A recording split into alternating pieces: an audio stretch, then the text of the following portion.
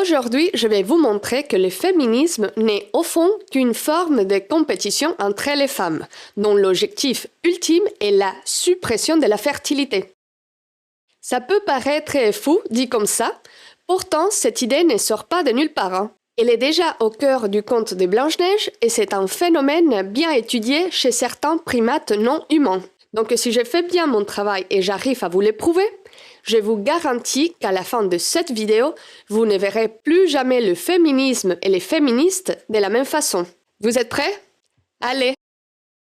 Voici la diapo qui nous servira de guide avec la théorie de Daniel Sulikowski sur la compétition intrasexuelle et la suppression de la fertilité. Oui, tout ça, on va décortiquer tout ça, mais pas d'inquiétude, ça va être intéressant parce qu'on va le développer au fur et à mesure qu'on va analyser la vidéo d'Alexandra Lamy sur le podcast Empower. Donc, pour qu'on se comprenne, alors d'abord, qu'est-ce que ça veut dire la compétition intrasexuelle et la suppression de la fertilité? Ce sont des phénomènes que, comme je vous ai dit, on observe aussi chez les primates non humains. En gros, ça correspond au fait que des femelles dominantes peuvent empêcher d'autres femelles plus faibles d'avoir des bébés.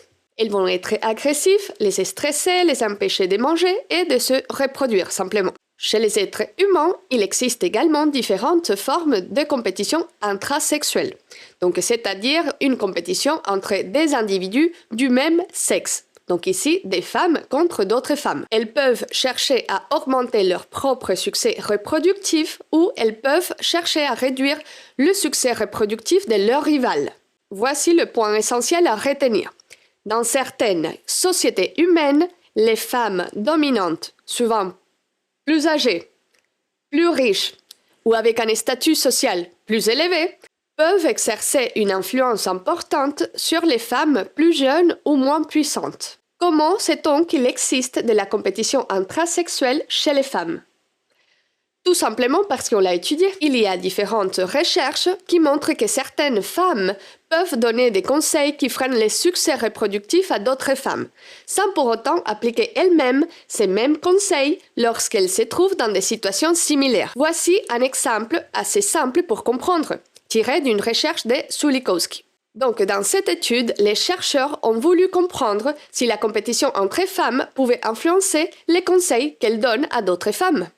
Pour ça, ils ont demandé à des participantes d'imaginer qu'elles étaient coiffeuses et de conseiller des clientes fictives sur la quantité de cheveux à couper. Les résultats montrent que les femmes les plus compétitives avaient tendance à conseiller de couper davantage de cheveux, surtout quand la cliente était perçue comme assez attirante et demandait à garder ses cheveux.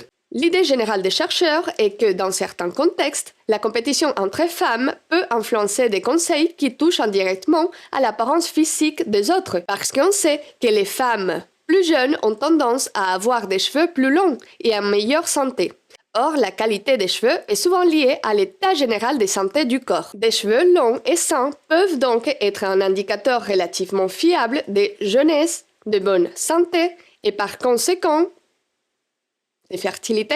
Dans plusieurs études, les hommes aussi ont jugé les visages féminins dotés de cheveux longs, qui ont fait varier avec l'ordinateur, vous savez, on fait tout maintenant, comme étant plus jeunes, plus sains, plus attirants et plus féminins. Donc ici, on parle d'une préférence assez générale chez les hommes. Et dans cette perspective, conseiller à une femme de couper une grande partie de ses cheveux alors qu'ils sont en bonne santé, qu'elle est attirante et qu'elle souhaite les garder longs, pourrait s'inscrire dans une logique de compétition entre femmes, car on cherche à réduire l'attractivité physique de ses rivales. Donc, compétition intrasexuelle, suppression de la fertilité, ainsi que des femmes qui donnent à d'autres femmes des conseils qu'elles n'appliquent pas elles-mêmes.